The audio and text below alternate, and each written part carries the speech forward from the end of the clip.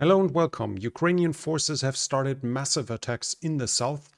We'll talk about whether this is the big offensive, the big part. I mean, the offensive is already going, but if this is the major strike that was anticipated, we'll look at what we know so far. We can confirm some successes by the Ukrainians, but also some setbacks, and we'll talk about the other parts of the front line, especially the Russian attacks north of the Seversky Donetsk in Luhansk.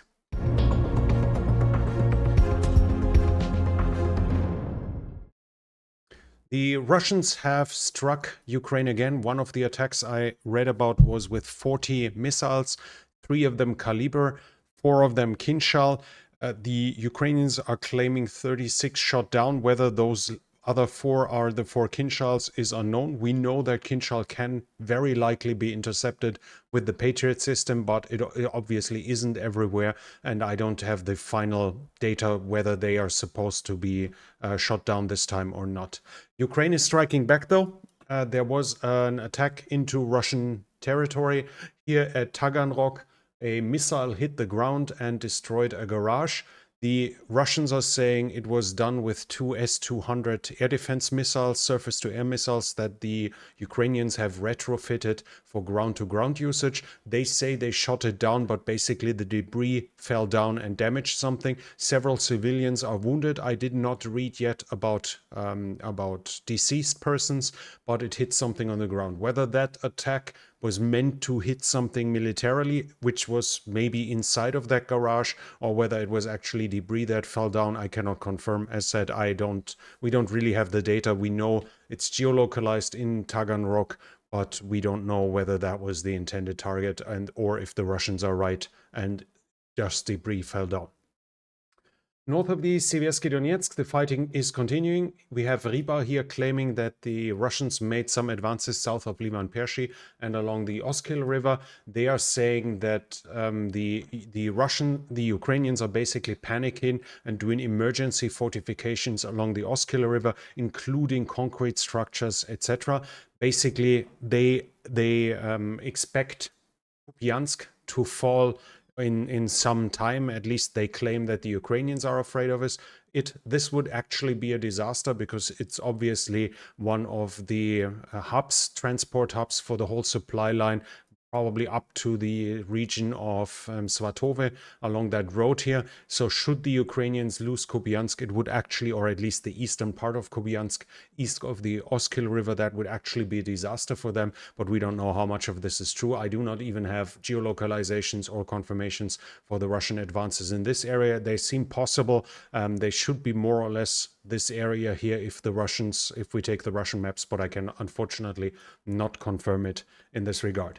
Further down, we have the claims by the Russians again, this time Voenkoy, when it comes to the bridgehead over the Sherebets River between Raihorodka and Karmazynivka. Here, the Russians recently crossed the Sherebets River and advanced into the ridgelines here. And we have Voenkoy saying that the Ukrainians tried to counterattack. They struck into those lines, but in a attack into the Ukrainian counterattacks, they managed to throw the Ukrainians back and gain 3 additional kilometers. I have no confirmation whatsoever that any of this is true. I do not see image proof yet. I do not have confirmation by the Ukrainian side for defeats here, but the interesting part is this report was 2 hours ago, and I have an earlier one from Vorgonzo, which was roughly 13 hours ago, and there Vorgonzo claimed that here they managed to regain a number of lost positions close to here at Novoyihorivka. Whether the Russians actually threw the Ukrainians back by 3 kilometers is completely unclear. It might be possible, but as said, I do not, unfortunately, not have any confirmation, any proof of this whatsoever. We also hear that there were attacks at Dibrova, here south of Dibrova in the Serebryansk forest. I do not see any claims by the Russians that they have been successful in this regard, so I guess they haven't been, and the front has been static here, has been immobile for the last few days. Other than that, we have sporadic fighting along the front line, obviously, and artillery shelling, but another another focus of the fighting, another center is here around Bakhmut, starting basically from Orekhovo, Vasilivka down to Kurdyumivka. We have reports of Ukrainians' unsuccessful attacks at Orekhovo, Vasilivka, and at Berchivka. I've seen actually videos geolocalized here at Orekhovo, Vasilivka of body bags, and quite a lot of them, but I was not able to confirm finally who was supposedly in those body bags. The claim was it was Russians, but I cannot confirm it. And so it's kind of pointless, other than that it's giving us the information that they are, that high casualties are occurring there, which should not be much of a surprise here. So reports of unsuccessful Ukrainian attacks at Orekhovo, Vasilivka, and Berchivka. We have reports that the Ukrainians attacked down to Homove and have not been successful in this regard, so I cannot confirm whether the attacks in this direction have been successful or not, but it seems they have not been. And interesting, it's becoming interesting further south here, because we have again war gonzo, and they are saying us the Ukrainian troops advanced in the area of Kurdyumivka and Avdiivka. So the Ukrainians were successful in these areas, but I see it both from Russian and Ukrainian sources that the Russians did counterattack in Klishchivka and very likely regained some positions. I've had some claims that this area here is also recaptured by the Russians and that the Ukrainians were pushed back here into the hills and into the trees. I cannot confirm this yet, but it seems clear that the Russians gained some additional ground inside of Klishchivka, which is kind of ironic when you think that it was the Russians themselves, their mill bloggers, that said that Klishchivka will have to be abandoned as soon as the Ukrainians are here on the ridgeline, and now they are for roughly a week, and I guess a week, something like this, and the Russian soldiers are still inside of Klishchivka. So I guess that wasn't quite true.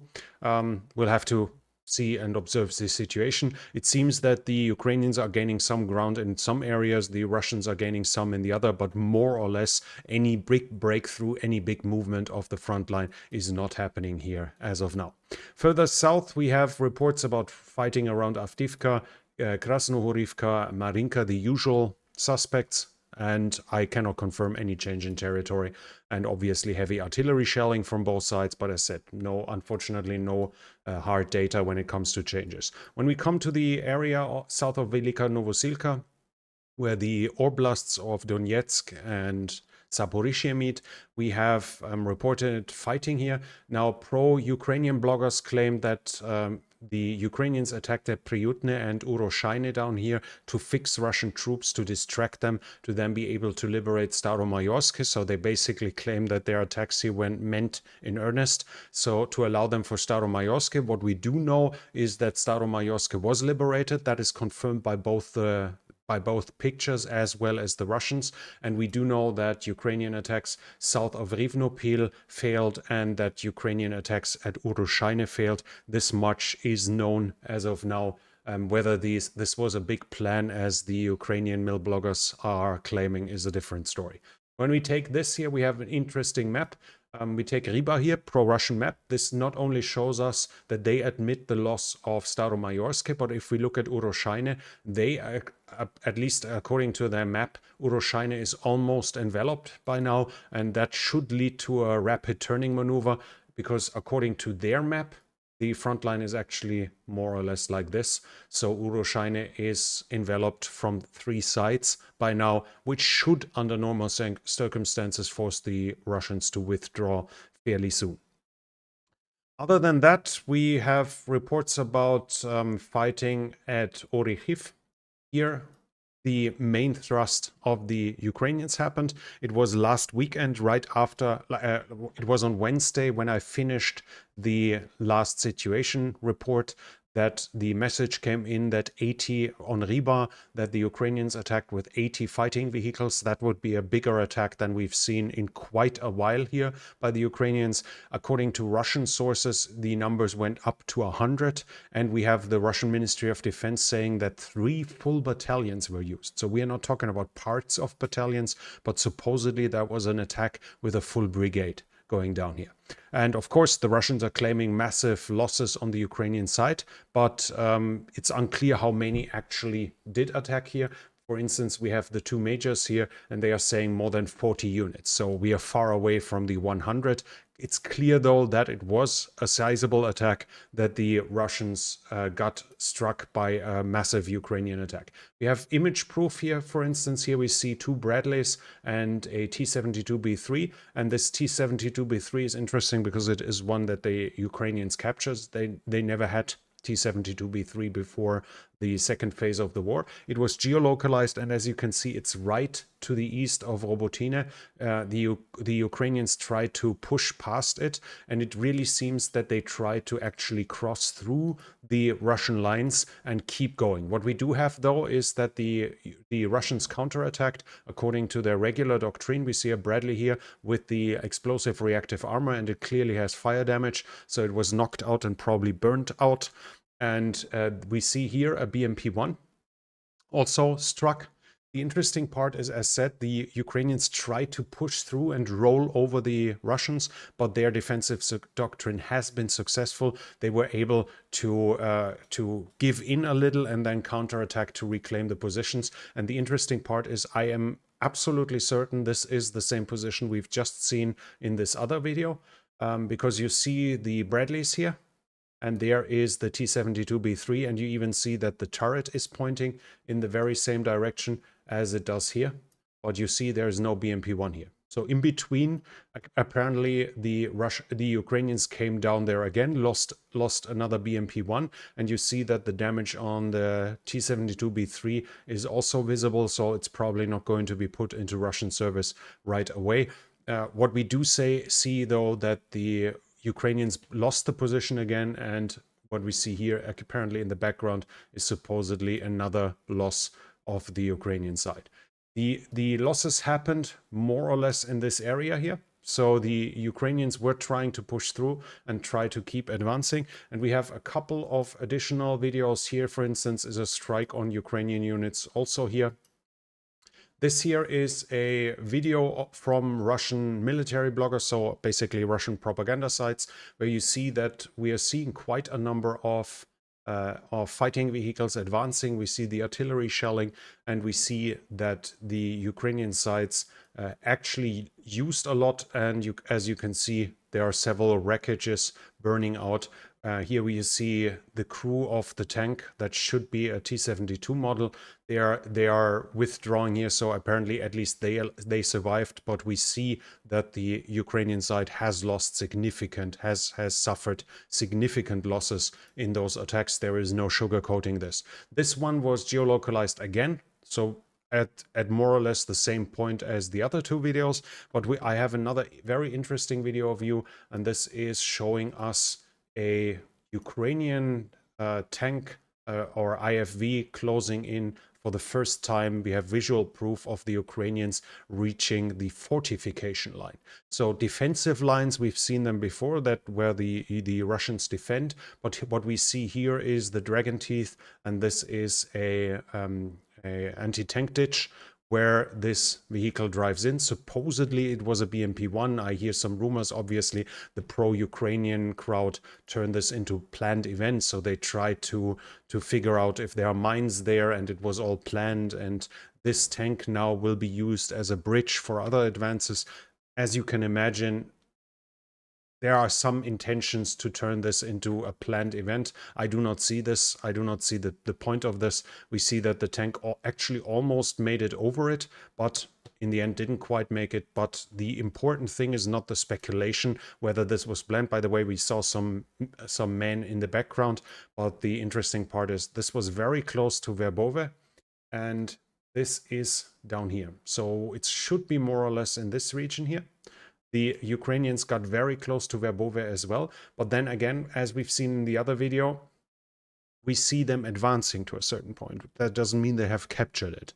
We see that they lost a significant amount of losses. They suffered a significant amount of losses. We have the map here, the fresh map from Riba. Again, pro-Russian, so we shouldn't take it too serious.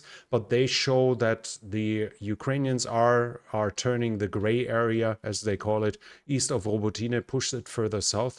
But they don't say it's captured by the Ukrainians. And according to Reba, we should not expect massive new Ukrainian attacks for the next 24 hours because of the weather. And here we have a propaganda video. It's from Wargonzo, another Russian military blogger and propaganda channel. So you need to understand that the video we are seeing is edited for a reason. For instance, we hardly ever see the Ukrainians shoot in these videos, like they are all just victims and getting blown up. It's not shown us here, but what we can see is that there's quite a number of material on the way. We see it driving basically everywhere. Now we see the artillery shells hitting, we see the crew leaving it, and then you can see that the hits are coming in, and we have a complete loss of an IFV. More are being hit here, more are being struck, and that actually looked like it's coming from above. Yeah, that's a Lancet drone that is hitting here, and more are being hit and taken out and are under fire and burning down. So we know the Ukrainians try to push through. It seems clear that they try to roll over the Russian lines and probably try to advance. They have had some success further south, but it seems that most of it is already over. We know they suffered serious casualties. Is this the big strike now? Now, this here said the main thrust has begun. According to US sources, the New York Times wrote it, but later that day, the Washington Post actually posted it shouldn't be seen here. We are seeing signs. No, a US official expressed caution in drawing conclusions from initial battlefield movements that the main thrust of the counteroffensive has begun. We are seeing signs of preparatory, I guess, moves for additional forces in the Zaporizhzhia area to come into the fight. So according to them, this is still somewhat shaping the battlefield. It seems it's a little big for that.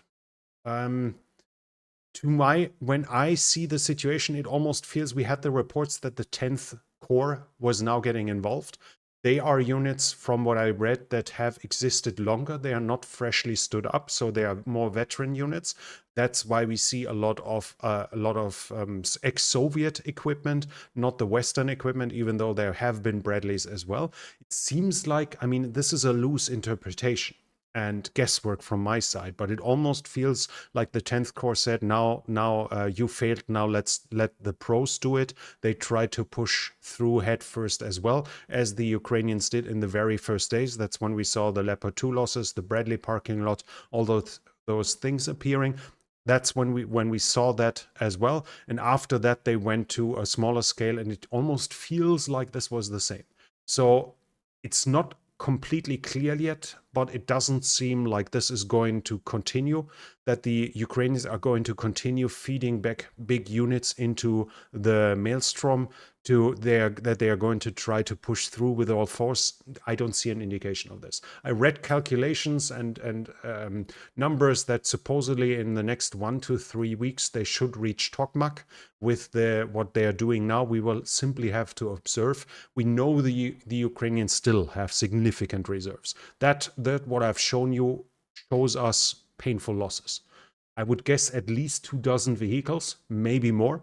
We don't know from different angles, the old stories that we've heard often enough, that the Russians are showing us losses over and over again, and at least theoretically, some of those losses here could have been from another attack as well. I have not seen it freshly geolocalized and dated, but it seems that the Ukrainians suffered some painful losses there, but not crippling losses. This is the big thing. We still have not seen quite a number of brigades in the fight. They still have reserves, but we will have to see how they happen. Is this the main thrust now? It doesn't seem like it is, as at this very moment. It seems like the Ukrainians might have tried to get movement back away from the attritional battle into a movement phase, but they seem to have failed more or less at it. So we'll have to watch it over the coming weeks, how it progresses. If you also want to watch it here on this channel, then I would like to invite you to hit the subscribe button and click the bell icon so you don't miss future videos. If you like this video, please give it a thumbs up and leave a comment for the algorithm. What do you think? Which successes do you still expect from the Ukrainian counteroffensive? Comments like this can be highly interesting, and they also help with the algorithm. So feel invited to comment. This channel is only possible because of the support of viewers like you. If you like to support the channel, you can do so by the means in the description. Thank you very much to everyone already supporting this channel. That's it from me for now. Thank you for watching, and I'll be back.